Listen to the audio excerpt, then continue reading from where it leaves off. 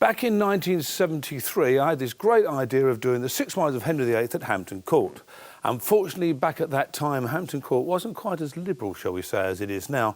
And the idea of having a rock concert there, especially me at that particular time, was considered tantamount to treason and was knocked on the head. I was a young lad then, 23 years old, in January 1973, and was, how can we say, not very happy with this, and when I was offered other venues, the Royal Albert Hall, the Royal Festival Hall, I threw the toys out the pram and said, if I can't do it at Hampton Court, then I'm not going to do it at all. And I never did. That is, until this year, the 500th anniversary of Henry's ascension to the throne, when they actually asked me if I'd like to go and do the 6 Wives there. I think they found my letter and felt really, really embarrassed that it had actually taken them 36 years to reply and felt that they really had to do it. And that's really why I wanted to do it there, and no other reason but for the fact that it was Henry's fun palace. He didn't really live there. It was the place where he made music, where he had parties and where he celebrated. And so it was actually worth waiting the 36 years.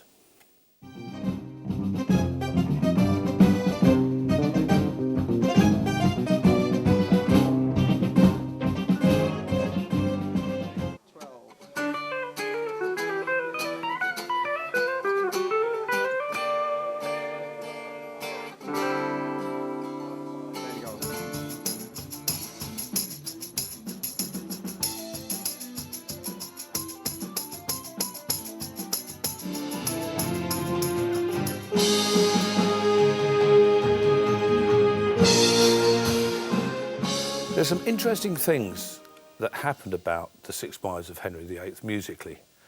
One of them is quite interesting, is that when it was first recorded, it was also recorded for vinyl and cassette records and whatever.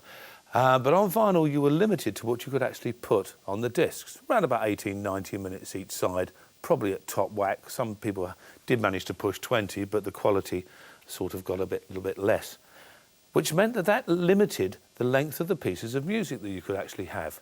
So some of the pieces and some of the solo areas were actually shorter than I would have liked them, because, as I say, you were limited by what you had on vinyl.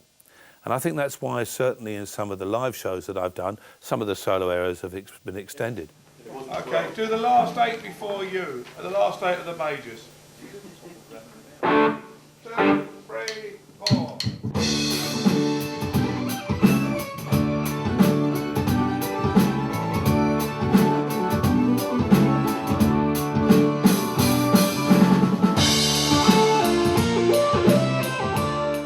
When the opportunity came to rescore all these pieces for Hampton Court, suddenly there was no time limit. There was no rules and regulations about how the music had to be. And I could go back, revisit them, keep all of the elements in that were there originally and add the other little elements that could never be there.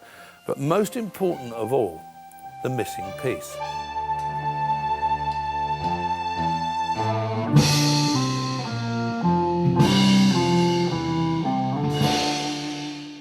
There are 3 extra pieces on the whole of the concert, but there's one which is very, very important to me. The original title of the album was going to be Henry VIII and his 6 Wives, because there was going to be a track for Henry VIII. But I recorded the 6 Wives first, and when I finished them and came time to record the Henry track, there wasn't any room left on the album. So Henry got ditched and it became the 6 Wives of Henry VIII.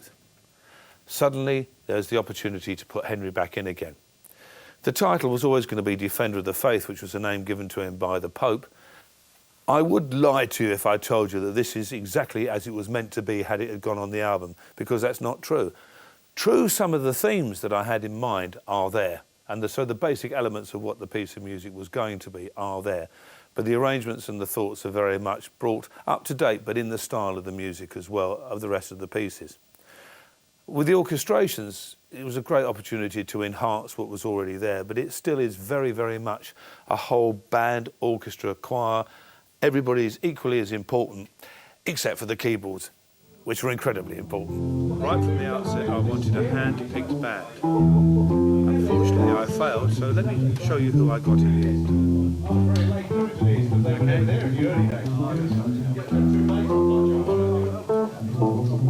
It was was very important that I had two fantastic guitar players. But the best I could manage, we have the wonderful Cooney. Okay. Direct from the sex operation. And over here we have Latex, better known as Pete Rinaldi, but mostly referred to as Latex due to the clothing that he likes to wear. Follow me over to the technical department. Over the back there hiding is Mr. Ben Stone. He is an absolute genius and knowledgeable person on electronic drums. Sadly, he's got the wop to work with, but we'll show you him later. This is Mr. B, who likes things in proportionate to his own size, hence his enormous lab truck. Step this way. Here we have Dr. Doom. Dr. Doom and I go back an awful long way. We do. Over there is Nigel. He's hiding us. There isn't anything that this man doesn't know about guitars, and I will prove this to you. Yes, that's a guitar. There you go. He spotted that immediately. Over here we have Nigel. Nice coloured desk. Yeah, a very pretty coloured desk, as you can see. Have you seen the desk? Would you like to look at the desk? Come and have a look at Nigel's desk. This is going to be interesting, curtain news. This is jolly pretty desk. This is Nigel's desk. Do you understand how it all works, Nigel? No, he doesn't. So it's going to be a lot of fun when we come to that. This has been very much a budget production in many, many respects. I asked if I could have a grand piano because that was important to me. Due to budget restrictions, as you can see from here, this is the grand piano that they have given me. It does seem to have most of the keys, and I will be doing my best what we can. But the trouble is, when you get to my age, sometimes you have to make some cutbacks, and this indeed is one of them. Over here, we have the absolute iconic Mr. Ray Cooper. Ray and I have worked together on almost 300 sessions over the years, and thankfully Ray thought that he'd seen the last of me. But unfortunately, by surreptitious means, we've got him down to do this. Now over here we have our immigration policy. This is where we try and help foreigners because we feel that it's important to have them on board. Come and meet the Greasy Wop. I will translate as we go along. Mr. Fernandez? Yes, yes. Slowly, would you like to say a few words to the about how you enjoyed doing this particular show? Have I got to be very, very polite? Hold on there. He just said, have I got to be very, very polite? Boa tarde, senhor, como está? Estou muito feliz para estar aí. He's basically saying, I've lived in Portugal for quite some time. I can't speak the language properly, but I can make you all look prats. Here we have Bogbrush. Now, Bogbrush has had a very, very checkered career. Haven't you, Bogbrush? I have. Earlier in the day, I was over there, but now I'm over here. Yes, no, I've done all kinds of things. Yes. With people with all kinds of different facial hair. And I can tell you that Bogbrush and Greasy Wop have become very close friends.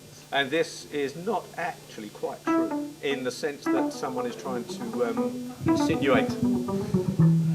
Basically, the Greasy One immigrant said, it's absolutely spot on, I love him. Now here we have the happy member of our technical crew who just thoroughly enjoys working with the keyboards. No, I don't. That's Eric. So I've taken you around and shown you everybody that's involved, and it's one of those things that make everything such a great, happy family. This is four, isn't it? Yeah. And it's still only got one bassoon. It's the same bassoon as the other. And whoever's doing it. And that's going to be the same for tonight as well, I presume. Well, he's put down that's for today, because that was yesterday.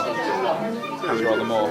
Yeah. I first met Guy Protheroe in 1970, frozen to death, when he was with the English Chamber Choir, which was originally formed to be part, in fact, the choral group for the London Symphony Orchestra when André Previn was conductor.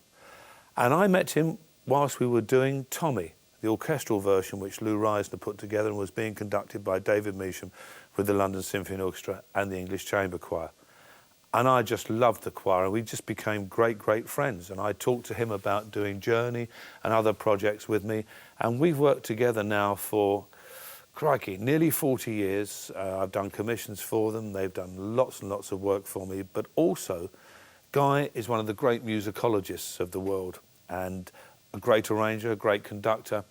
And he's one of the few people that really does understand what goes on in this mad mind of mine. And I've only got to sit with him and sort of in a very haphazard way explain what I'm after, show him a short score of manuscript that I've written out, and boy, he gets it straight away. So he's almost like a brother in arms to me for all the music that I do these days.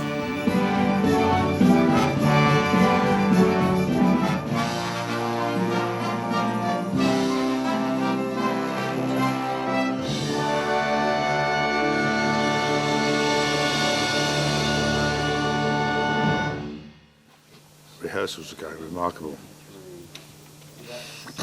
And I'm speaking in this tone of voice because at night, when I've been going back to my hotel room on my own, the only thing on the television that I've managed to find that's not a repeat is Hell's Kitchen. So I have become the musical equivalent of Marco.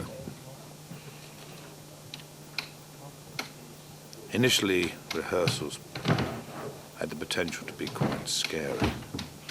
But now, I'm extraordinarily pleased. In fact, I'm so overwhelmed. We did actually indeed finish early last night. I'm very impressed with the orchestral arrangements that Guy Protheroe has done, and I'm thrilled with what the band are playing. I feel that this has the potential to be an